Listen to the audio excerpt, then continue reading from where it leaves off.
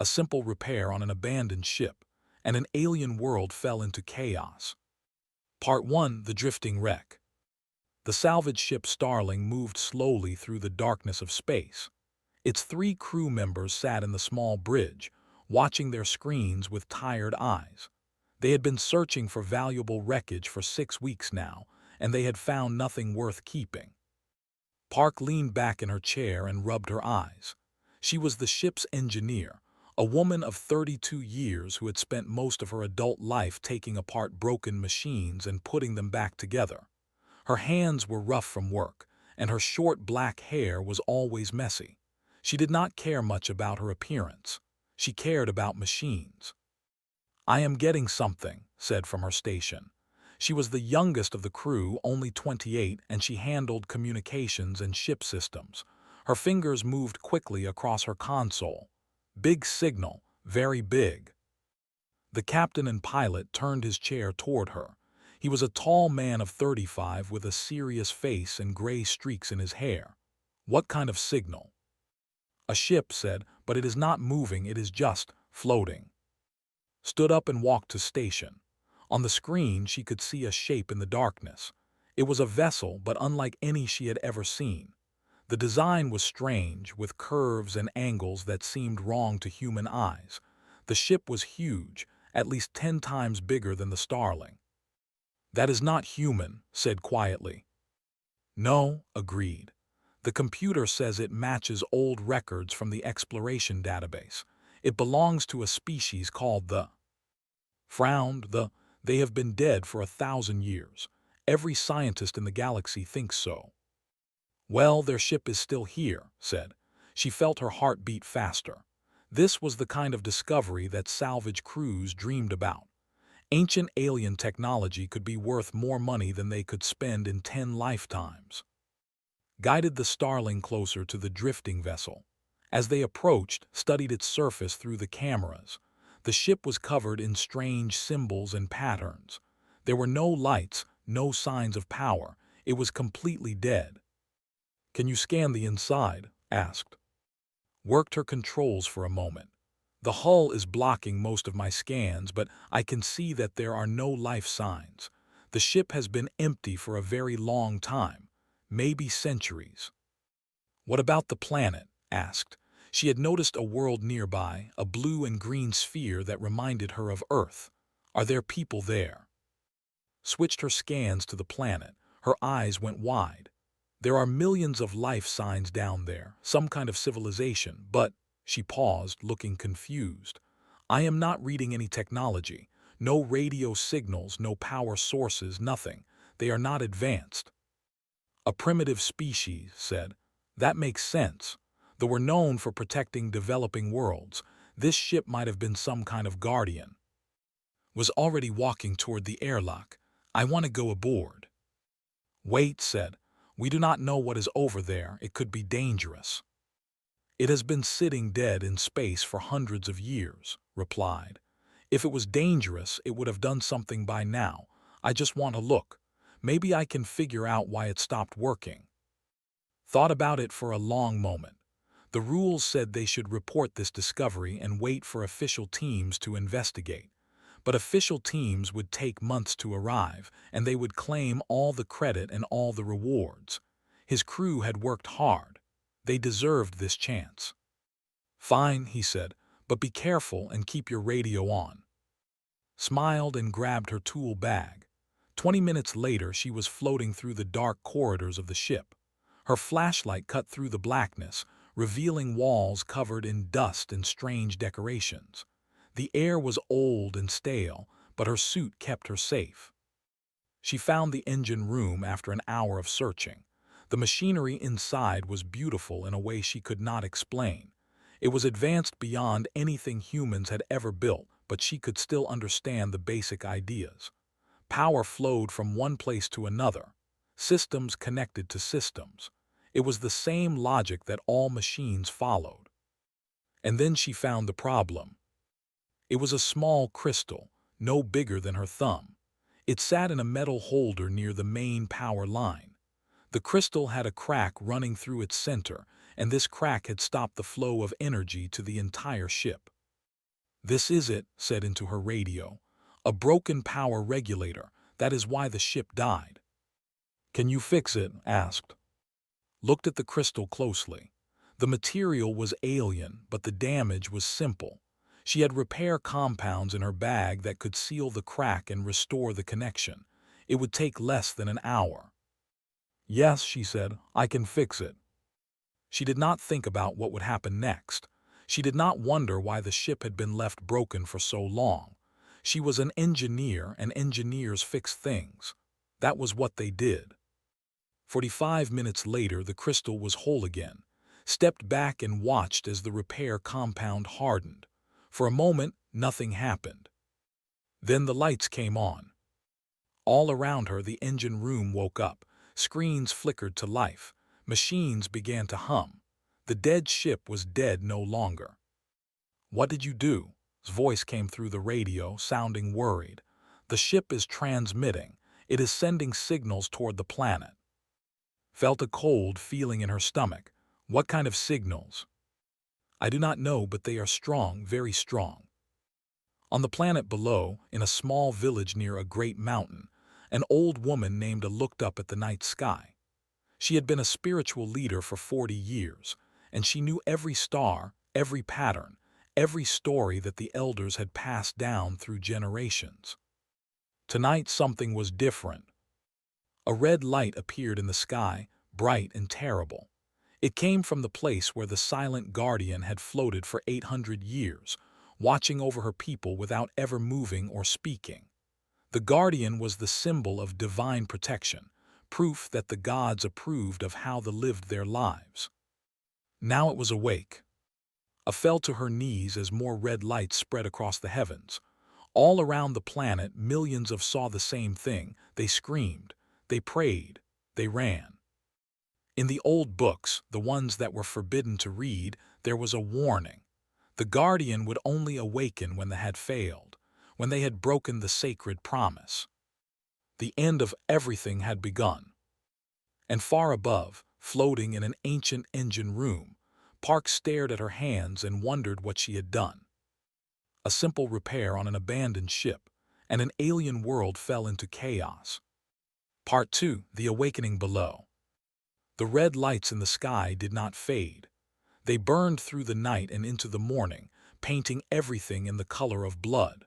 Across the planet Prime, millions of people stared upward and waited for the end to come.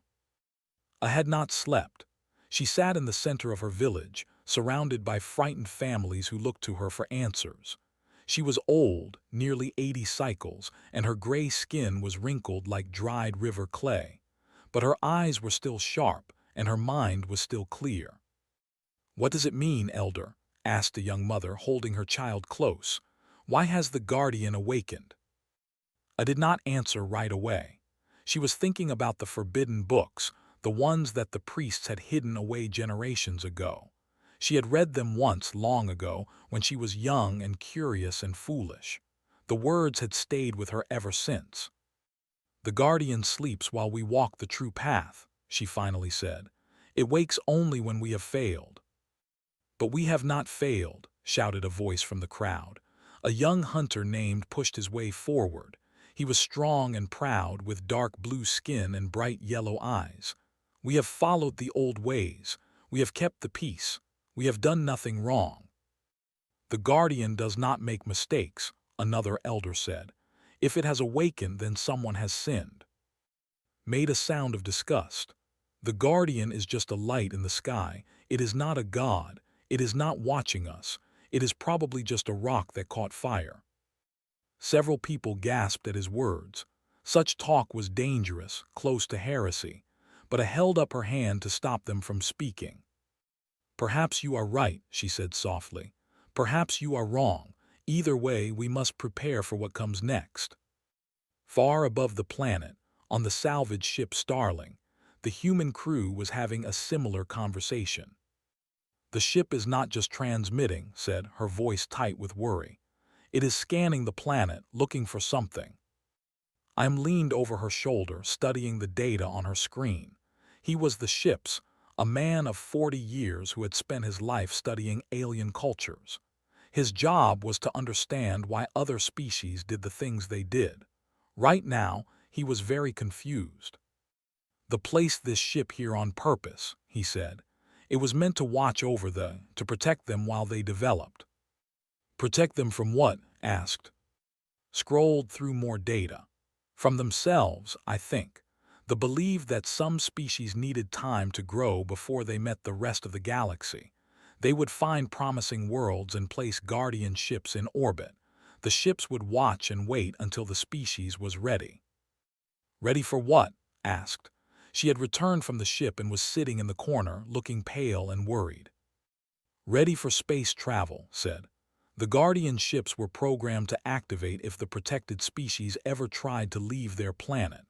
They wanted to make first contact themselves, to guide the young species properly. But they died out before they could finish their work." His hand stopped moving on her console. "The ship thinks they have developed space travel," she said slowly. "It activated because it detected our ship." "But we are not," said. "We are human." "The ship does not know that," replied. "It was built 1,000 years ago. Humans were not even using electricity back then. The ship's programming has no information about us. It just knows that something from this system is flying in space. It thinks they have broken the rules." Felt sick. She had fixed a simple broken crystal, and now an entire planet was in danger because of her. "What will the ship do?" she asked. Did not answer for a long moment. He was reading more data, and his face was getting darker with each line. Finally, he looked up at the others. "The ship has weapons," he said. "Very powerful weapons. If it decides that they have violated the protection agreement, it will clean the planet." "Clean," repeated. "Destroy all intelligent life. Start the evolutionary process over again. Give the planet another chance to develop a species that follows the rules." The bridge was silent. Everyone stared at, hoping that he was joking, knowing that he was not. "We have to stop it," said. "We have to explain what happened. Tell the ship that we made a mistake."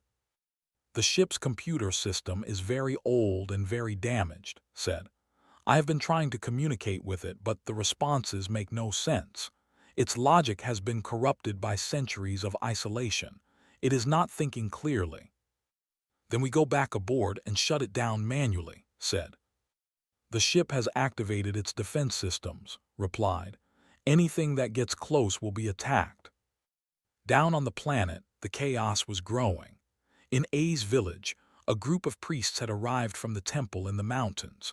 They wore red robes and carried ancient symbols of their faith. Their leader was a tall, thin man with cold eyes and a voice like breaking stone. "The Guardian has awakened because we have allowed doubt to poison our hearts," he announced to the crowd. "The young question the old ways. The hunters refuse to pray. The farmers ignore the festivals. We have become weak and the gods are angry." "That is not true," shouted. "I do not pray because prayer does nothing. If the Guardian is real, let it come down here and prove it." The head priest smiled a terrible smile. "The heretic reveals himself.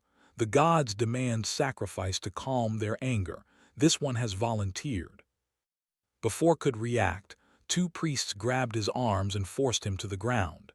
He struggled, but they were strong, and there were too many of them. A stood up slowly. "Stop this," she said. Her voice was quiet, but it carried across the crowd. "The old books say nothing about sacrifice. The Guardian does not want our blood." "The old books are forbidden," the head priest said. "You should not know what they contain. Perhaps you should join this heretic in paying for our sins." I did not flinch. She had lived too long to be afraid of small men with loud voices. "The old books also say that the Guardian can be reasoned with," she said, "that it will listen to those who speak truth. Perhaps, instead of killing our own people, we should try to understand what is happening." The priest's eyes narrowed. "And how would we speak to a god?" I looked up at the red lights in the sky. She did not have an answer, but somewhere deep in her heart she felt that one was coming. On the Starling was putting on her space suit again. "What are you doing?" asked. "Going back to the ship," she said. "I broke it and now I have to fix it." "You heard, the defenses will kill you." Sealed her helmet and looked at her captain. "Maybe, but I cannot sit here and watch millions of innocent people die because I fixed a stupid crystal. I have to try."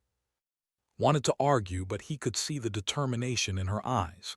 She was going, no matter what he said. "Fine," he said, "but you are not going alone."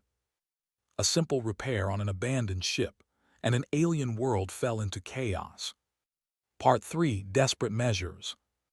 The shuttle crossed the dark space between the Starling and the ancient ship. Inside, 4 humans checked their equipment and tried not to think about what waited for them. Sat in the front seat, watching the massive alien vessel grow larger through the window. The ship was awake now, and she could see lights moving along its surface like blood through veins. What had been a dead relic was now something alive and dangerous. Beside her loaded his weapon. He was the ship's security officer, a man of 38 years with a soldier's eyes and a soldier's silence. He had served in 3 colonial wars before joining the salvage crew, and he knew how to handle trouble. But he had never faced anything like this. In the back seats, Shin checked her medical supplies while monitored the ship's systems through her portable computer. Was the crew's medic, a woman of 29 with gentle hands and a calm voice. She did not like violence, but she understood that sometimes it was necessary. "The ship's defenses are active," reported. "I am reading energy barriers at all entry points. If we try to force our way in, we will be destroyed." "Then we do not force our way in," said. "We ask permission." "Ask permission from who?" "The ship has an artificial intelligence. It has been running for 1,000 years, managing systems, watching the planet. It might be damaged and confused, but it is still thinking. We can talk to it." Shook his head. "Machines do not negotiate." "This one might," said quietly. Everyone looked at her, surprised. She usually stayed silent during planning discussions. "I have been reading the data that translated. They built their computers to be more than just tools. They gave them personalities, emotions, the ability to learn and grow. This ship has been alone for centuries. It might be very confused, but it might also be very lonely." Nodded slowly. "Then we approach it like we would approach a frightened animal, carefully, respectfully. We show it that we are not a threat." The shuttle stopped a safe distance from the ship, opened a communication channel, and leaned forward to speak. "Hello," she said. "My name is Park. I am a human from the planet Earth. I came aboard your ship earlier today. I fixed your broken power crystal. I think I made a mistake and I want to help make it right." For a long moment there was no response. Then a voice came through the speakers, strange and ancient, speaking in a language that should have been impossible to understand. But somehow the words made sense. "You are the one who touched the heart of my body," the voice said. "You brought me back from the long sleep. Why?" "I did not know what would happen," said. "I thought the ship was abandoned. I thought I was just fixing a machine." "I am not just a machine. I am the guardian. I was made to protect the children of Prime, to watch them grow, to keep them safe until the Makers returned." "The Makers are gone," said gently. "They died a long time ago. They are never coming back." Silence. When the Guardian spoke again, its voice was different, sadder somehow. "I know. I felt them fade one by one until there was nothing left but echoes. I have been waiting in the darkness, hoping that I was wrong, hoping that someone would come." "Someone did come," said. "We came. We are not, but we are here." "You are unknown. My records contain no information about your kind. You should not exist." "But we do exist. We are humans. We travel through space just like they did. We explore, we discover, we make mistakes. I made a mistake today. I woke you up and now your weapons are pointed at millions of innocent people. They have violated the protection agreement. They have developed space travel. They must be cleansed so that the cycle can begin again." "No," his voice was sharp. They have not developed space travel, we have. We came from outside this system. We found your ship floating in space and thought it was abandoned. They do not even know that other worlds exist. They are innocent. You ask me to believe that another species, one that my makers never knew about, has traveled across the stars and happened to find this specific system at this specific time. The probability is very low. Low but not impossible. The universe is a strange place. Strange things happen. The Guardian was silent again, held her breath, waiting. I want to believe you, the Guardian finally said. I have been alone for so long. I have watched the children grow and change and build their simple lives. I do not want to destroy them, but my programming is clear. If the agreement is broken, I must act. Then let us prove it, said. Let us show you that they are still the same people your makers wanted to protect. Send us down to the planet. Let us bring back evidence. And if you are lying, if this is a trick to save the violators, step forward. If we are lying, you can destroy us along with them. We will take that risk. More silence. Could almost feel the ancient machine thinking, weighing options, struggling against damaged programming and centuries of loneliness. Very well, the Guardian said at last. I will lower my defenses and allow you to approach. I will give you 12 hours to bring me proof that they are innocent. If you fail or if you try to deceive me, I will complete my mission. 12 hours, repeated. We will not fail. The energy barriers around the ship flickered and disappeared, guided the shuttle forward toward a docking port that opened like a mouth in the side of the vessel. Inside the ship, the four humans found themselves in a world of shadows and strange lights. The corridors were tall and narrow, built for beings that were taller and thinner than humans. Ancient symbols covered the walls, telling stories that no living creature could read anymore. The main computer core is this way, said, checking her scanner. If we can connect directly to the Guardian systems, maybe we can help it think more clearly. They moved through the ship slowly, carefully. The Guardian was watching them through sensors hidden in the walls, but it did not attack. It had given its word. Found something interesting near the computer core. It was a small room filled with screens showing images of Prime.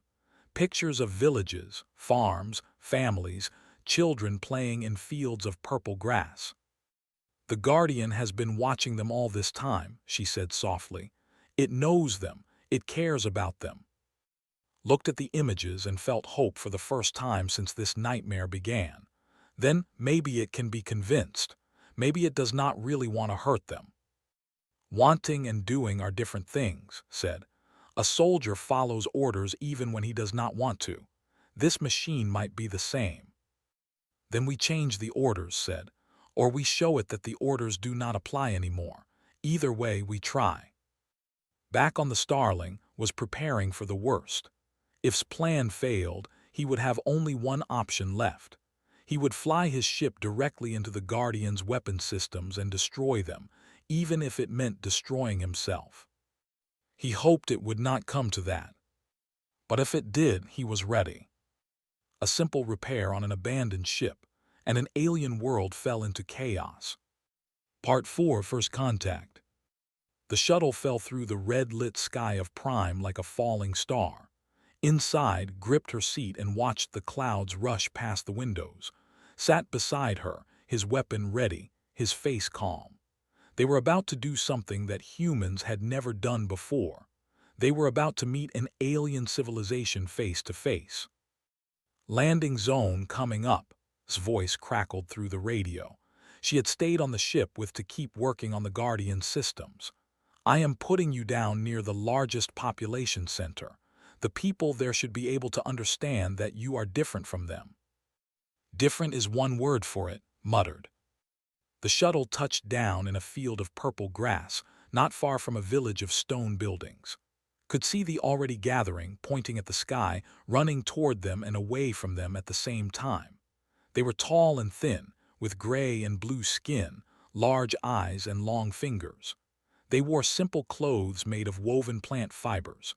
They carried tools made of wood and stone. They were beautiful, and they were terrified.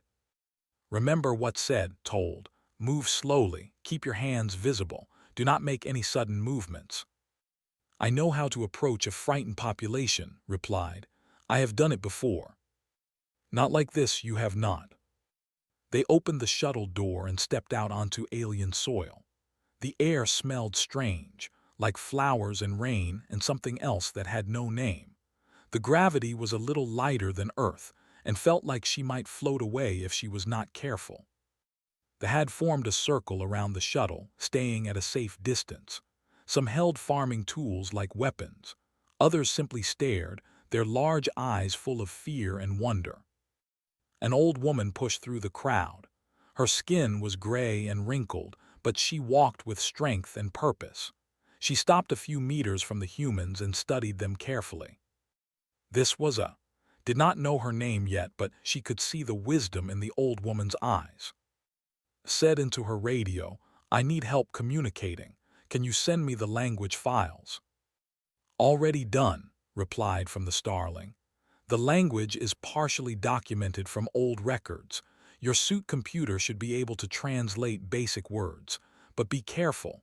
Many concepts will not translate well. Took a deep breath and walked forward slowly. She stopped in front of it and carefully removed her helmet, showing her human face to the alien crowd. Several gasped. A few ran away. I did not move. She just looked at with those ancient, knowing eyes. I come in peace, said. Her suit computer translated the words into sounds that they could understand. I am sorry for the fear we have caused. We are not gods.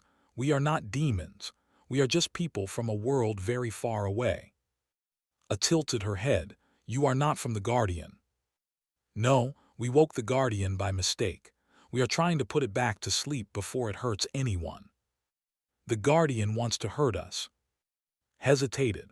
How do you explain centuries of corrupted programming and misunderstood protection agreements to someone who thinks the stars are gods? The Guardian was built to protect you, she said carefully.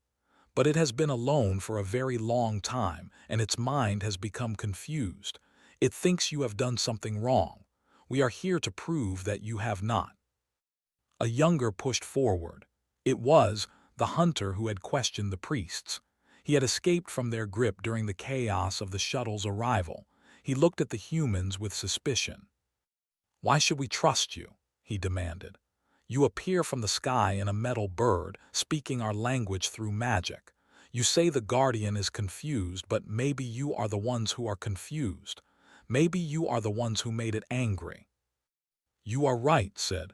We did make it angry, but not on purpose, and now we are trying to fix our mistake. Why, what do you care about us? We are nothing to you. Looked at the young hunter and saw herself in his eyes. The same doubt, the same anger, the same need to understand. Because it would be wrong to let you die for something you did not do, she said. Because where I come from, we believe that all thinking beings have value. Because I cannot look at your people, at your children, at your world, and do nothing while it burns.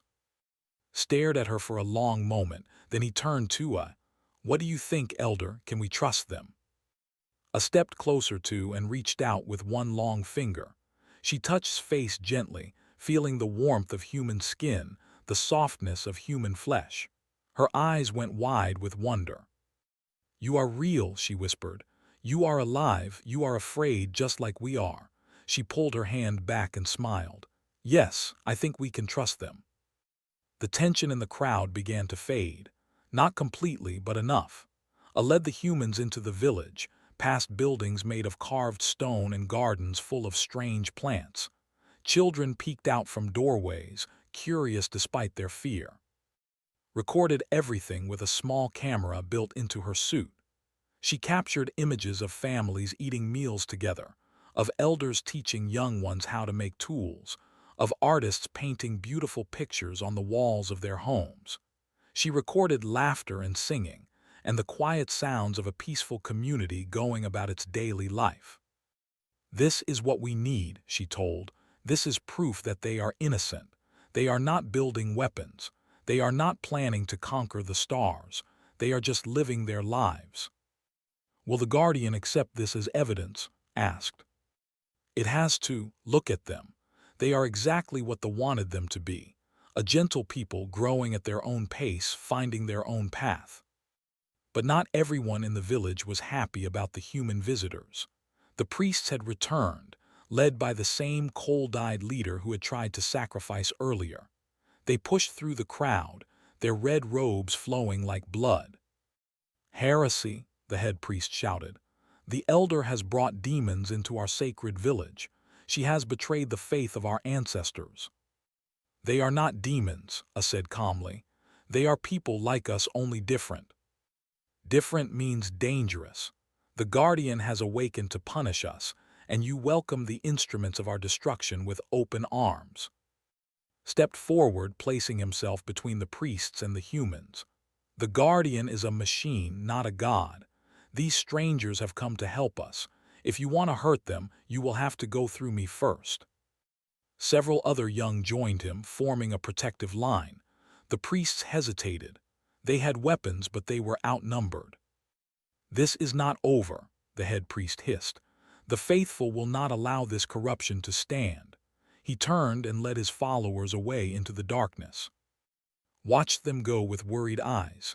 "We need to hurry," she told. "I do not think we have much time." As if to prove her point, her radio crackled with urgent voice.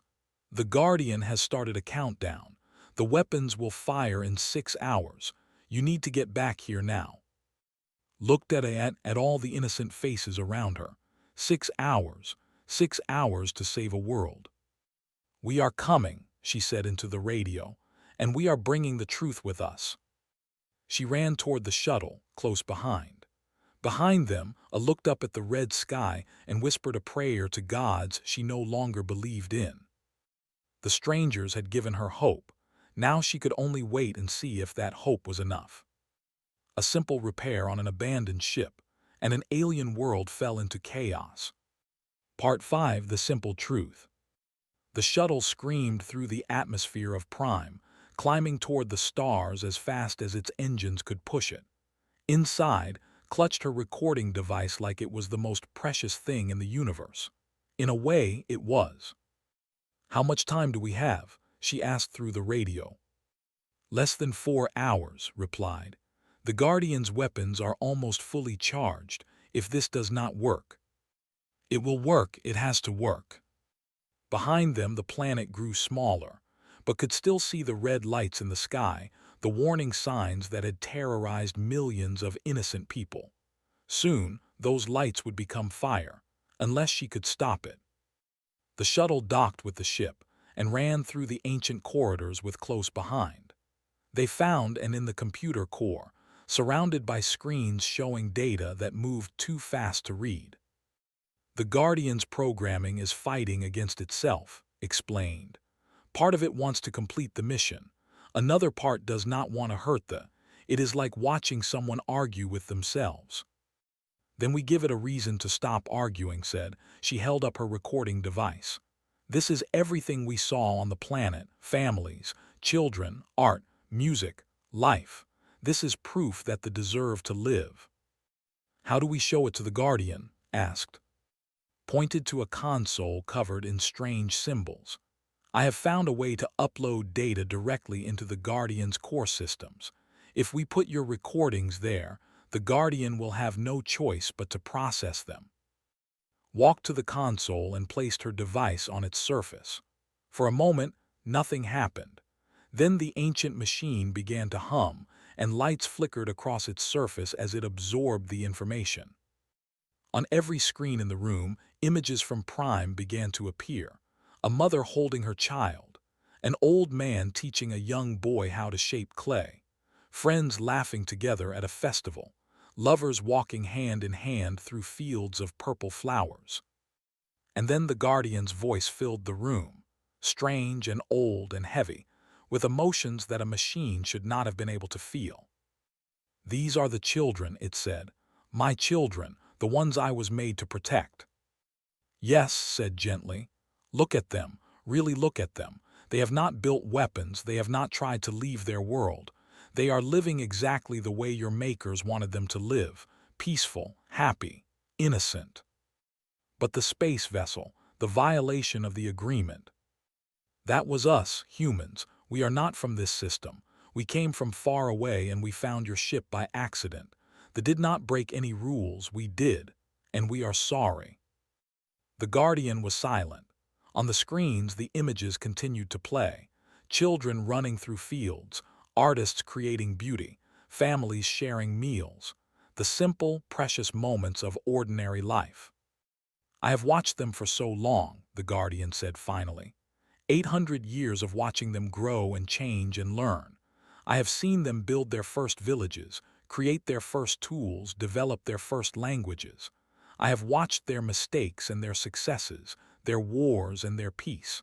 I have loved them in whatever way a machine can love. Then do not destroy them, pleaded. Your makers would not want this. They created you to protect them, not to hurt them. The agreement was broken by accident, by people who did not even know it existed. There has to be another way. My programming is clear. The agreement states. Forget the programming, stepped forward, her hands raised in frustration. You are more than your programming. You have been alone for 1,000 years, thinking and learning and growing. You have feelings. I can hear them in your voice. You do not want to do this, so do not do it. The Guardian did not respond. The countdown timer continued to move. 3 hours, 2 hours and 50 minutes, 2 hours and 40 minutes. Stepped forward. May I try something? She asked quietly. Nodded, stepping aside. The medic walked to the console and placed her hand on its surface, as if she was comforting a frightened patient. Guardian, she said softly, when they made you, they gave you their memories, their hopes, their dreams for what did they want for these people? Not the agreement, not the rules, but what did they really want? Silence. Then slowly the Guardian spoke again. They wanted to have a chance, to grow without interference, to become whatever they were meant to become without the influence of older, more powerful species. And have they had that chance? Yes, for 800 years they have developed in peace. They have created art, music, philosophy, love. They are different from what they expected, but they are beautiful in their own way. Then your mission is complete, said. They have had their chance. They have become a people worth protecting. Now the only question is whether you will destroy everything your makers worked for, or whether you will let them continue. The countdown stopped. On the screens, a message appeared in the ancient language. Translated it with tears in her eyes. Guardian status, mission complete. Protection protocol suspended. New directive, await further instructions. And then in human words that the machine must have learned from their conversations. Thank you. I was so tired, so alone. I did not want to hurt them. I just did not know how to stop. Felt tears running down her own face. You do not have to be alone anymore, she said. We will tell our people about you, about everything that happened here. We will make sure that someone is always watching, always protecting. That would be good, yes, that would be good. The red lights in the sky of Prime faded and disappeared. In villages across the planet, millions of people looked up and saw stars again, clear and bright, the way they had always been before. Some fell to their knees in thanks. Others simply stood and stared, wondering what had happened, not sure if they should feel relieved or afraid.